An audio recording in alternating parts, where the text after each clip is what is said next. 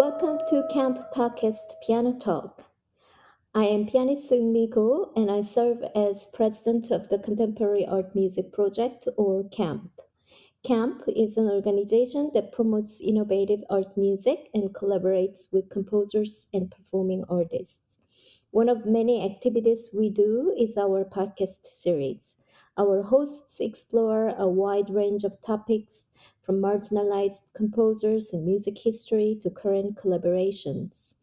I am very excited to announce that as our podcast continues to explore different topics, we have decided to consolidate our podcast series into one.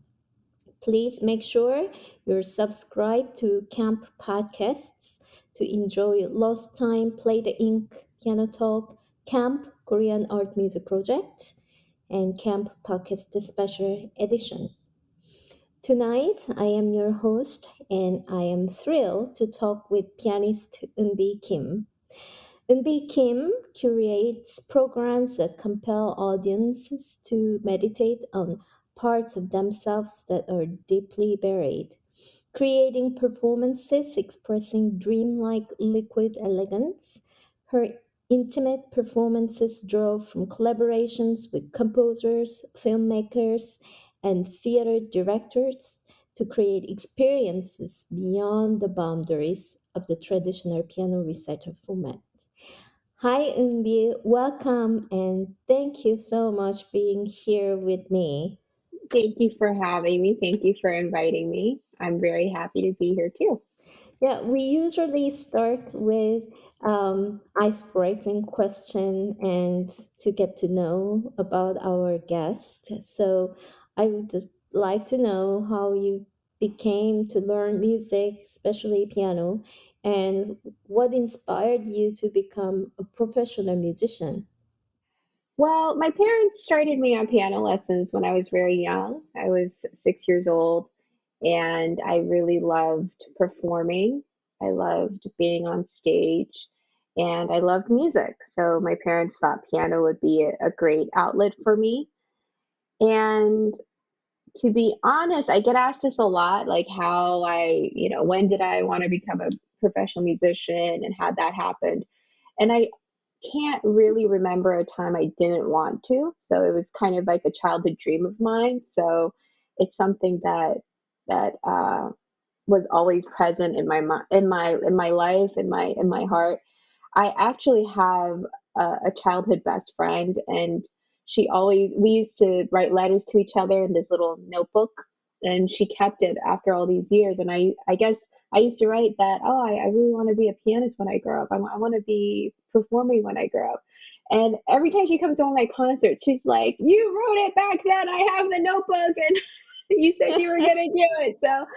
So yeah, I think that's just something that's always been present in my life. Wow, yeah, that's great. I have you ever dreamed of being something else ever? Yes, yes, that it's I also really wanted to be a writer. So Mm, I also really loved reading and books and writing stories. So I think at one point I was wondering if I should choose one over the other, if I could do both, especially when it came to choosing a major. But I think I mostly wanted to do music, but there was also a part of me that was very interested in writing.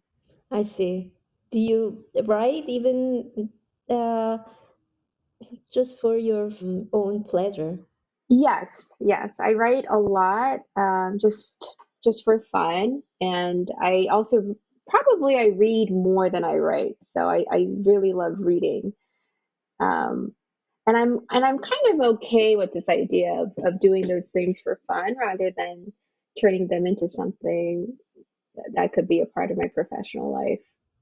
Yeah, it can release all the tension and stress. Yeah, and I also kind of think it's good to have hobbies because nowadays I think the impulse is like if you like something, then trying to make it into something that's like very public facing rather than it could just be something that you enjoy, even if you're not very good at it, something that you can do in your own time and take great pleasure from. Hmm. Yeah, also because you have so many interesting collaborations, and it's not just with musicians, it's with non-musicians, outside of music, a lot of artists outside of music. So um, I'm sure you're interested in writing and reading also kind of inspired this kind of collaborations. And how did you start all this amazing collaboration and collaborative relationship? Oh, I think they're all kind of different, but I think they start with my interest in their work. So a good example might be composer Daniel Bernard Roumain. We collaborated a few times, and I was first very, very interested in his work when I saw him perform this concert at Brooklyn Academy of Music in I think 2011, 2012. And I just was really captivated and inspired by how he uses classical music and his composition to express his cultural identity, his Haitian American identity, his own interests that fall outside of traditional classical music, and I was very interested in learning more. So I came to with that collaboration more as a sort of like an interest as a student, like wanting to learn more about how he does it, and if we were to work together, that would be a great learning experience for me. That's one type of collaboration. Another type of collaboration is, when I have a friend who I really like their music, and I think our values are very much aligned, and I think we could do something really cool together. That's another type of collaboration. And I guess a different kind of collaboration is if I already have an idea that's formed of what kind of project I'm interested in doing. So a current project I'm doing is part of an artist residency and performance at Baryshnikov Arts Center, and I wanted to have these projections with the music that I recorded for this album, It Feels Like. So I'm collaborating with new media artist Schwen, who's creating all these wonderful projections. So for that, I was, I guess, specifically seeking somebody who has experience with projections. Schwen is amazing. She's also a pianist. She has a piano degree from Eastman. She makes these beautiful projections, and also that was I didn't just call her up and say we should do this together. We got to know each other, and I felt like we would have a really great working relationship. We're like on the same page. We share a lot of ideas. We're contributing together, so it's a true collaboration versus like me saying, "Oh, I want to make this in this way." So I think there are many different types of collaborations. It just kind of depends on the relationship and what the goals are and so forth. Yeah, a lot of traditional classical pianists also work with other instrumentalists or vocalists. But I think what you're doing is different from um, those kind of collaborations and playing chamber music together. So did you start doing this? I mean, your idea. Was it already formed that way when you study in the college and before? Sure. Well, I think my very traditional classical training and upbringing, and also my 2 degrees in classical piano performance. During that entire time, I loved music and playing piano and performing, so I felt like I was in the right place, but I always felt sort of out of place at the same time Mm. because as much as I loved music, as I expressed earlier, I had interests outside of music, and I grew up interested in all kinds of different types of music. So I felt like I didn't know where I sort of fit into this idea of classical music. And I also growing up was quite lonely in my training. Piano requires many hours of practicing by yourself, right? So I think um, after I graduated from Manhattan School of Music in 2012 with my master's, I was very interested in exploring ideas that I had that required collaboration outside of music, and then was interested in seeing where that would lead. Yeah, did you have any kind of model or mentor who um, helped you to, you know, form this idea or um, help you idea develop? Yeah. Yes, I had a very important mentor at Manhattan School of Music. Her name is Angela Beeching, and she was the director at the time of Center for Music Entrepreneurship. And I was very fortunate to have a fellowship at this center. And I remember she asked me, what is it like I really wanted to do? If there was an idea that I was just wanting to try that I've never shared with anybody. And she really had me think what it was. And I told her that I'm a huge fan of the writer Haruki Murakami, and he writes wonderful stories. And what I really like about his stories is the strong feature of music, almost like another character, a strong character that's part of the stories. And he features several pianist characters in his stories. So I told Angela, I always thought it would be very cool if I could stage these stories somehow, like if I could perform the music that's being um, referenced, and somehow collaborate with somebody that could tell these stories because they're profound. One story, there's a pianist character who has an injury and she can't play anymore.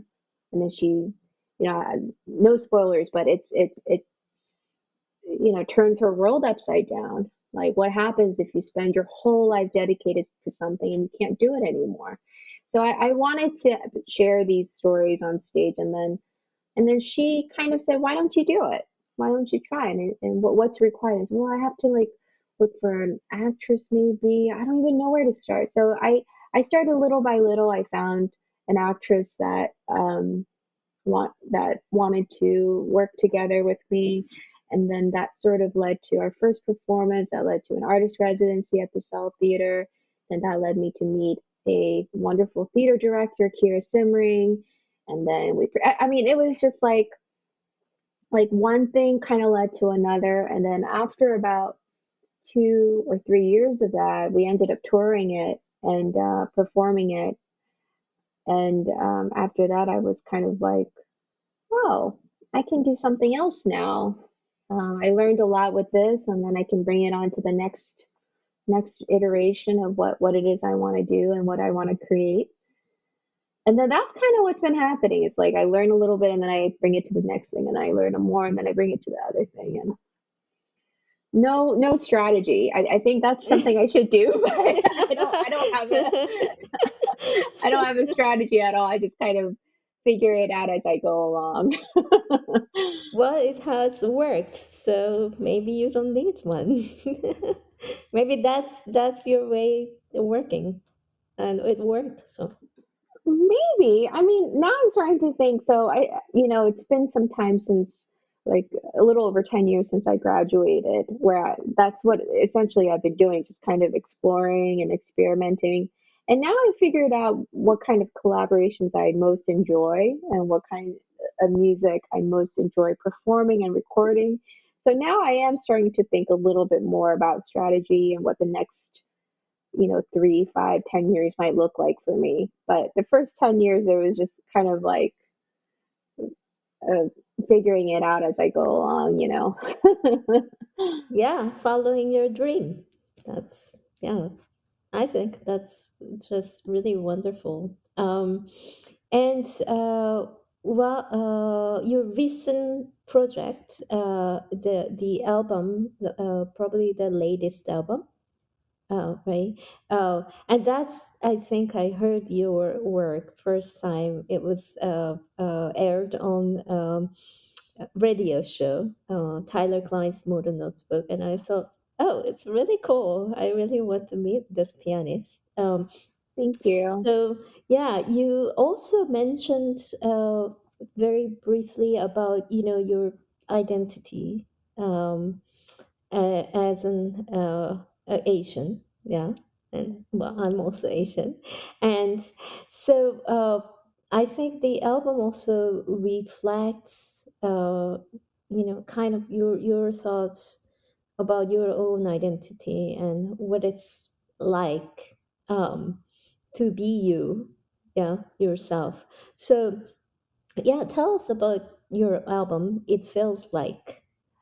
Yes, my album, it feels like, so it feels like the title comes from a part of the piece you just mentioned. It feels like a mountain chasing me. So I feel like that piece was sort of the foundation of that album. And it's a piece that uh, is about my parents and having Korean American immigrant parents and what it was like for me and what my experiences were of them and with them and my childhood. And then the other pieces are kind of inspired by those themes. I think in my late 20s is when my relationship with my parents really changed. And in that piece that Daniel wrote, It Feels Like a Man Chasing Me, it reflects a lot of those changes and me kind of, getting older and thinking about my parents.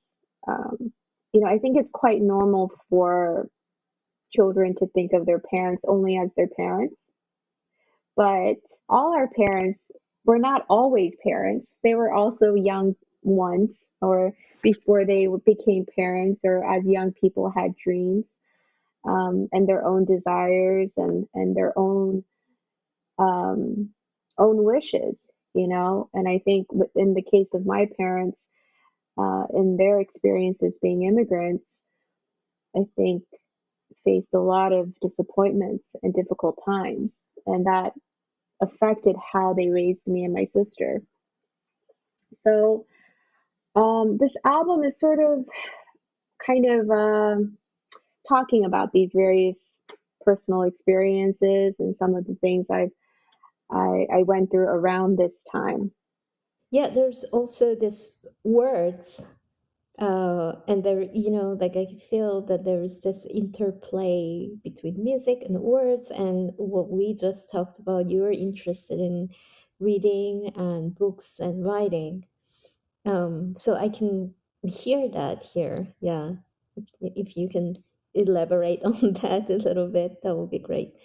Well, actually, I wish I could take credit for that, but I can't because basically what happened was for that piece is the original plan was for Daniel to come and record sounds in my apartment. So I live in New York City. I used to live in Washington Heights, which is like there's a block party every night. It's very loud. My neighbors are just like always hanging out. So this idea was to come and record sounds and from my window, all this stuff, found sounds. And that particular night, it was very quiet. And and then we just kind of sat down and started talking about different things. And then, to my surprise, he gives me this piece where and he took parts of that conversation and interwove them in the piece. And at first, I was like, I can't play this. I didn't know you were gonna do that. And I'm talking about my mom. I'm talking about my hormones. I'm talking about my dad. It's like I don't want that to be, you know, exposed in that way. And I think my parents will be upset with me because of some of the things I mentioned. So the intention wasn't to create a piece like that, but that's kind of what unfolded very naturally and organically. Yeah, I mean, at the end, you accepted and you decided to do it. Yeah, because he's very good at what he does. What he convinced me this way. He said, "Eunbi, why don't you play it once and you never have to play it again? Just play it once." Because I was already engaged at that time to play it once anyway to premiere it. So he's like, just play it once and you never have to play it again. And so I played it. I premiered it at the Kennedy Center, and the response was amazing. And I realized, my father, who's like a very proud Korean man, he was just like crying and crying and crying, openly. And then I saw other people very moved by the piece. And then there were people afterwards who talked to me about, things they wish they had told their parents when they were alive, and all kinds of things like that. So I'm thinking, oh, this piece is very effective. It's very meaningful. And since then, I've performed it a bunch of times, and it's always similar in that reaction. Like people are like, "Oh, I thought about things I hadn't thought about in years," or "Oh, I was surprised," or sometimes I'm surprised by how it affects people in different ways. You know, because my relationship with my parents is still a little complicated. I think that's relatable for many people. Yeah. And now it's on album and Yes. it's on radio. It's everywhere. So Yeah, who would have thought? Who would have thought? I mean, I think I mentioned earlier that I went into the collaboration with Daniel sort of like a student. I wanted to learn from him. And that's one of the things I learned. If you're open to whatever possibilities that could arise from in the creative process, you could really surprise yourself and come up with something that is very true, you know. And a lot of times, I think the things uh, that are spontaneous like that can yield like the greatest results in the creative process. So to just stay open and be willing to do things that are also uncomfortable. It was very uncomfortable for me in the beginning to think about performing it. And then he's like, just try it once and then you never have to do it again. And I think that's a good sort of mantra to have when something's uncomfortable. Like you can just do it once and see how you feel, and then, very low pressure. So I learned a lot from him. great. Actually, well, let's listen to the piece. Daniel Bernard Roumain's "It Feels Like a Mountain Chasing Me," performed here by Eunbi Kim, and this is from her album "It Feels Like." Mm, I I'm afraid that it's so strange because I only speak Korean to my parents. I'm afraid of being away from my loved ones. Sung Kim, Yeon Kim, Diana. First person to get it. And my mom was a my dad was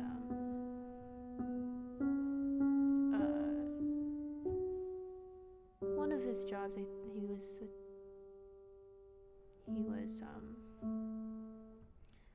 was and then she's never talked to her brother since. I don't know why he did that, but he did come to my first birthday, and she got very upset. So she told him to leave. I don't think my father even knows. He just knows that because and he's the one who told me a few years ago, and my mom has never talked about it. And my first birthday party pictures, she doesn't look very happy, and I think it's because like both of them are like we would celebrate Christmas and I would get Christmas gifts. But it's just amazing that they put together the next day at school I could say I got this and that, make all these things happen that I really, the other kids got really like piano lessons, very dance lessons, big birthday parties. So they would save a lot of. They would save money, throughout the year, so that I would have a big birthday party like that, and they didn't do anything for themselves. So I had a really happy childhood because of them. I would like a girl, maybe. No, I don't. I sometimes do not want to have. Well, my father, I guess, with me, and Sungun, he really encouraged Korean and English, creative things. It's so strange because I only speak Korean to my parents.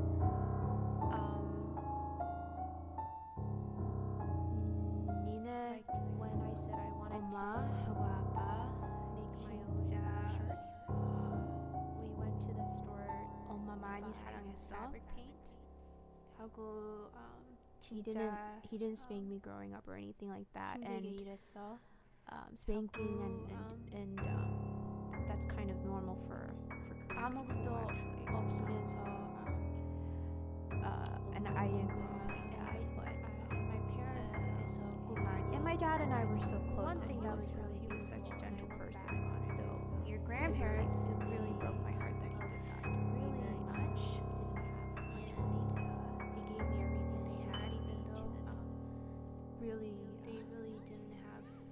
They sent me to a school with a lot of really privileged kids, and they worked extremely hard to give me a good life. And I was maybe I was the only Asian person in my grade for the first 6 years of my school. 6 or 7 years. 할 얘기 없어. 그냥 하얘인 거야. 아니라니까. 알았어. 엄마, 나 집에 올 때 삼계탕 만들어줄 거야? 아, 그렇지. 나 뭐 먹을까지 해줄게. 삼계탕? 응. 근데.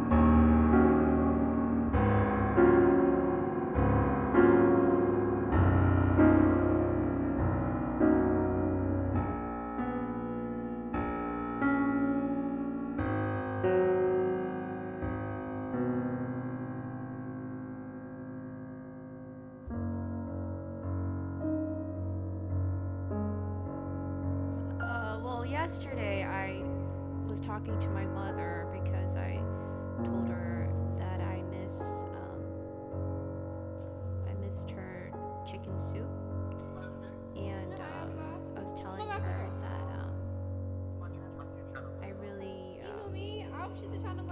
can't get this soup here, and I can't order it or anything like that, and I don't know how to make it, and only she can make it.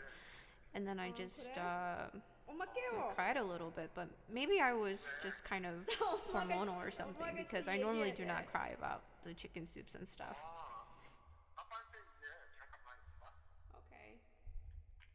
My mom's sleeping already. Should I keep talking to my dad? Okay.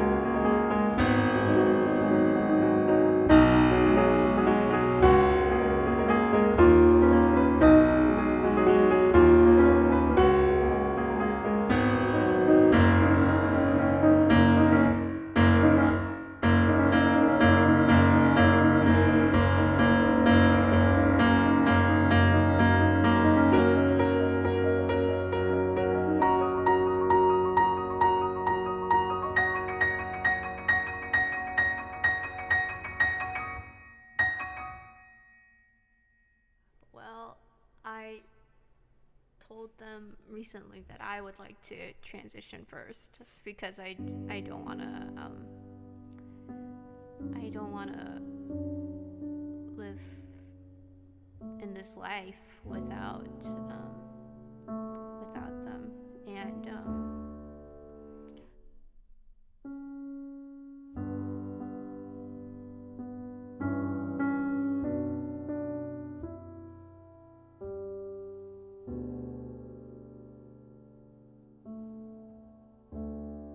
but then my mom said that would be incredibly painful if I died and she was still living, because it's unnatural to bury your child. And so I don't want to really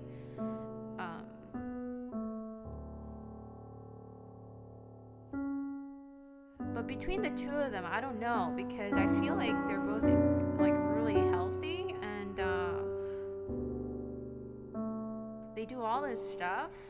I mean, I'm pretty sure there's a very good chance they'll survive me, actually, because my dad and my mom are like complete health nuts. My dad always sang "Yesterday" by the Beatles. I thought he had written it. He's like a big Beatles dude. And then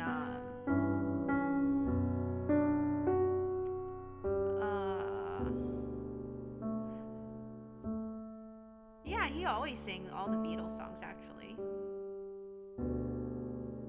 His favorite one, and then he sang "Hey Jude" a lot, and so I knew those since I was really little. Oh yeah, he went to the library and then he made a bunch of copies and told me to play them. And you played them? I did, yeah, when I was a kid. You play them now? No.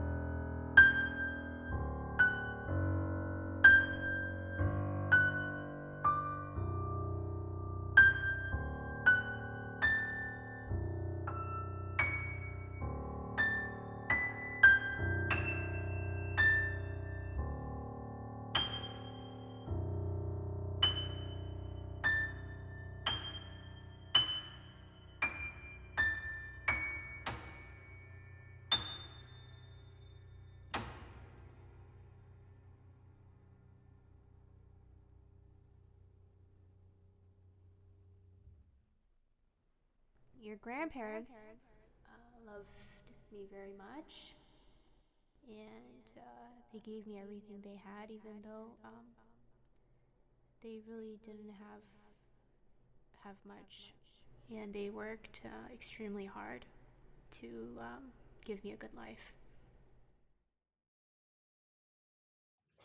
It was Danielle Bernard Roumain's "It Feels Like a Mountain Chasing Me," performed here by Eunbi Kim from her latest album, It Feels Like. You have had many projects under your belt, and among them, I'm actually very curious about Be Spoken. And how did you and why did you start this mentorship program? I thought it's really cool, and I wish I had something like this, when I was a student. Me too. That's why, I guess. I know, me too. I mean, I think it's a wonderful feeling to create things that you wish you had had yourself, and then to see how it affects other people. So, Bespoken is a mentorship program for female identifying and non-binary musicians, and since we founded in 2015, I believe. No, not 2015. Sometimes I forget what year it is. It's 2023. I think it was 2019 where we formed. We've mentored over 75 musicians through the program, and as part of the fellowship, they get one-on-one mentorship, and there are group workshops with leading female identifying non-binary musicians, and our aim is to build a community where all the fellows who are part of the program support one another. And We've also had some very interesting initiatives. During the pandemic, we had a four-part online video series with in partnership with International Contemporary Ensemble, where we highlighted female identifying non-binary musicians working at the intersection of art and technology. And there are many reasons why I wanted to be part of co-founding this. I co-founded this with Gina Izo, and I feel like I said in the beginning, I wish there was something like this for me as a student or somebody that just graduated. What's unique about this program, I think, is that when I graduated and I was doing all these different projects and collaborations, I felt very isolated because it was so different from what my peers were doing, and it was so different from what was part of my traditional training. So it was very isolating. And I think what's very cool about Bespoken, with what I'm really proud about, is that everybody accepted into the program, they're all kind of doing very unique and um, different things. And they're sharing resources and supporting one another, cheering each other on, learning from each other, being inspired by one another. I think that's like really, really awesome because it's wonderful, I think, in music. Well, it's kind of the opposite from like a traditional conservatory training where you're like often very much competing against your peers, causing further isolation, in my opinion. You know, it's already an isolating experience. You're by yourself practicing for hours and hours and every day. There's a separate joy in that, but it's also an isolating experience. And then you're sort of competing with each other. There's a very competitive nature to classical music. And I think Bespoken is sort of promoting the opposite of that, where there's room for everybody. Everybody is unique in terms of like their artistry, their creativity, their careers. So that's what Bespoken is about. And we've also done residencies at universities to teach workshops on uh, various career centric initiatives and development. Great. Yeah. I always thought it's important to have this kind of training career in related to career and also build community. That's so important, I think. And we realize that, as you said, women artists, that I think we have missed that so much throughout history. It was pretty much men's work. Absolutely, Yeah. absolutely. And another thing I'm really proud that Bespoken does is that through this idea of the mentorship and the group workshops and the community, I feel like I've seen confidence growing exponentially for so many people. And that is what is really different about the experience of being in such a male dominated field.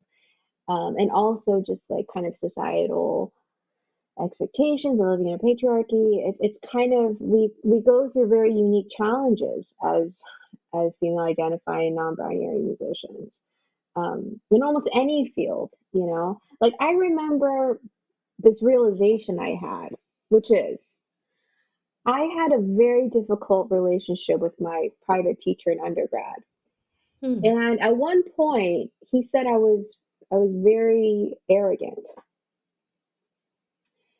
And in context, it was because I was confident that I could memorize a certain piece by a certain amount of time because my previous teacher, my childhood teacher growing up, taught me how to do it. And there's this realization that happened like a couple of years ago that I actually wasn't arrogant. I was just confident in myself. Do you know what I mean? I was just expressing confidence that I could do something that I knew I could do. And that bothered him. That was a very threatening idea that somebody like myself could have that much confidence in my abilities, you know. And I think a lot of people could relate to this experience that when there's this double standard of, if you are sure of yourself, if you express yourself, if you speak up, then there's this idea that that's not okay, that you need to learn your place. Like, if you're here, then I need to take you down here so you understand that that's not okay. You know what I mean? Mm-hmm. So I think the more support you can get, and confidence in yourself that grows, and then you're around in your environment, you're just around other people that are like-minded. I think that can help so many people in reaching for their goals, and doing the things that they're interested in, and just believing in themselves. Like, it's a very simple thing, but there's so many barriers that keep us from really trusting ourselves. Absolutely. Yeah. Um, well, I have another question relating um, to what we just talked about, kind of as a continuation of this discussion about the identity and how what society asks us, women and women musicians, women artists. And my understanding is that you are a mom, right? Yes, I'm a new mom. Yes. Right. You're a new mom, and you spoke about this being a mom, and at the same time being a professional musician and performer. And many moms struggle to balance this maternal duties, taking care of your baby and children, and this musician's life. Um, any wisdom you want to share with so many moms? Yes and no. I think so. My daughter just turned 5 months, so I feel like a brand new mom, and I'm definitely don't know everything, not even close. I think I'm just sort of learning everything as I go along. Being a mom is a lot of work. I was pretty naive going into it. And, but what I've learned is this, or what I know is this: motherhood is not a universal experience. It largely depends on education and class and privilege.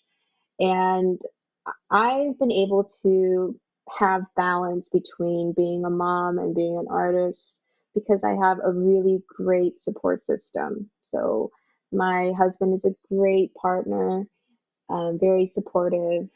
My in-laws, his parents, my parents, they've everybody has been very supportive, and um, supportive in terms of helping take care of my daughter, and also helping me because I need a lot of help. Mhm. So I think that makes a very, very big difference. And I think I have to say that because I think if I don't want to make it seem like it's just me responsible and doing all these things and it's possible for every person.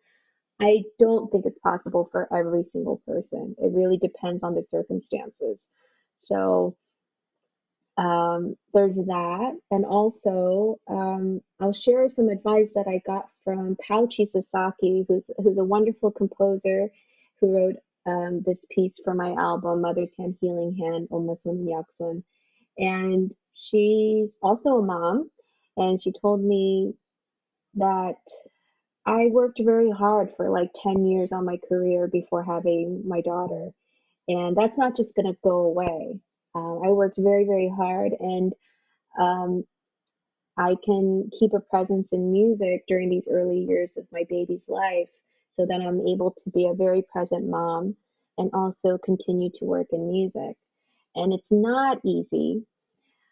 So her advice to me was to really choose projects that I uh, want to do, um, and keep a presence, or think about what I would like to do a few years from now. So maybe like think about this time as a development period, and to just not worry, because I think that happens a lot with new moms who are professionals. They think their careers are over after they have if they decide to have a family. I don't. So far, I don't think that's true. I don't think that's the case. But unfortunately, uh, there are many people who think that. So, as a mom and an artist, I have to work very hard to um, continue my career and show that it's not true, that you can have a family and career depending on all the circumstances. So that's a very long answer, but basically those two things, like it depends on your personal circumstances and the support you have, and then also your own choices that you'd like to make. Yeah. Uh, Thank you. Well, I think it's about time, and I am inspired by what your answer.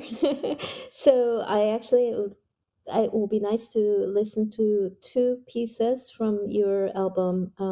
It feels like let's hear Pauchi Sasaki's Mother's Hand, Healing Hand, Jackson, and also Angelica Negron's Disco Giratorio de Palabras. This is rotating record of words. So two pieces back to back, and then I guess we are going to say bye to everybody this time. Thank you again, Unbi, for sharing your thoughts and music. And all your inspiring projects. Thank you, and me for having me.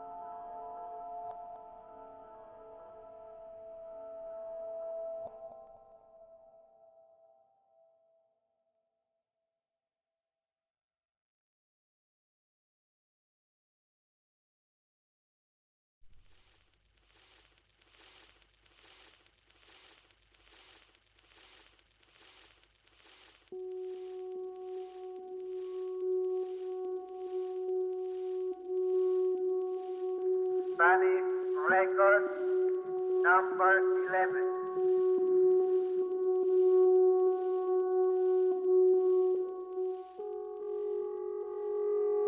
Alemán, ¿a dónde?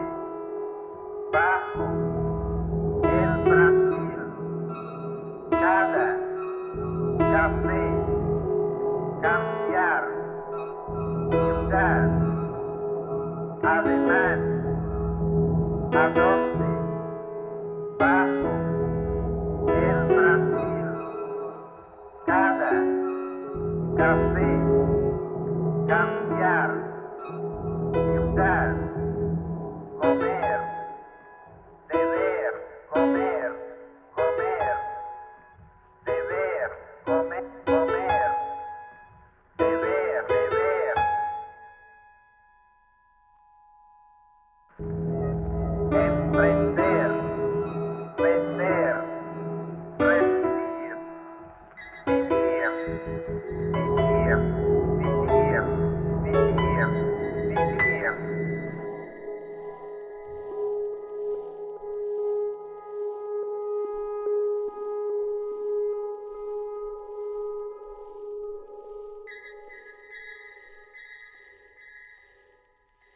Además, ¿a dónde? Bajo el Brasil, cada café, cambiar, ciudad, dificultad, dinero, encuentra, experiencia, faltar, general, joven, gran, gran, gran, gran, gran.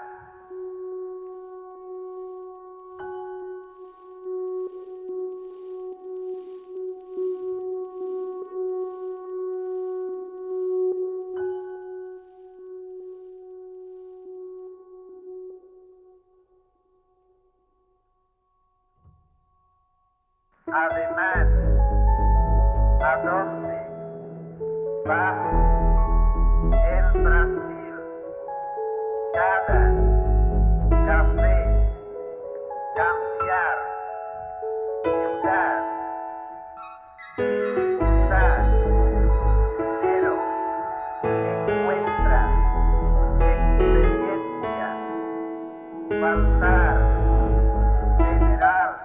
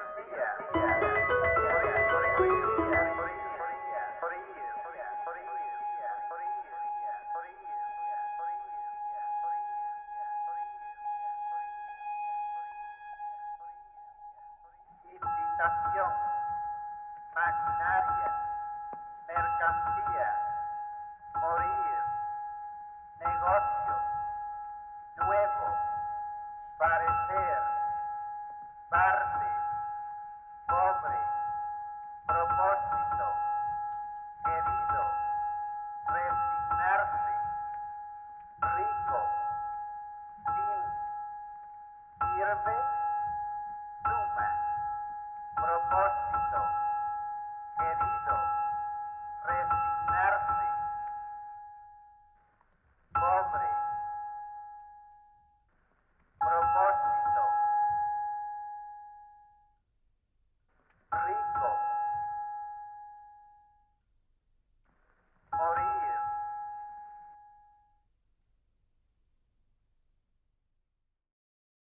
Support us by donating. You can go to our website www.contemporaryartmusicproject.org and simply click the donate button. Help us continue our podcast, festival, and other exciting projects. Thank you for listening. I will see you next time with more piano music.